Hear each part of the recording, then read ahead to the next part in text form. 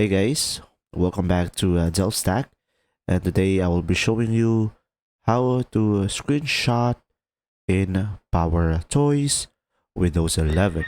So to do this process, first thing is make sure to download the Microsoft PowerToys into your computer.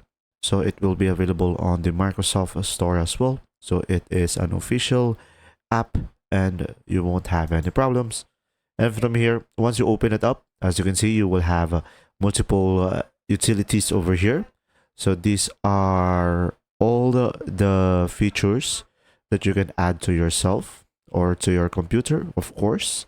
And from here, the only feature that you will have over here is the Text Extractor. So from here, you could just simply turn it on, and after you have done that, you will have the option over here that to enable the text extraction, you would just simply go for the Windows Shift and then T, and then after that you should be able to select a word or a picture, and from here when you paste it, as you can see, you should be able to have the text already copied.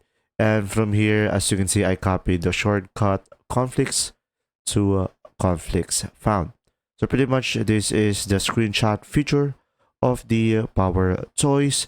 But of course, if you want to do a screenshot, you can just simply go for Windows Shift and S, and it will be the official feature of the Windows, which is the Snipping Tool. You can just simply click and drag, and you will have the picture over here taken. And pretty much that's it. If you found this video helpful, please like and subscribe. And if you have any questions, just simply go ahead and comment down below, and we will do our best to answer them all. And see you in the next video.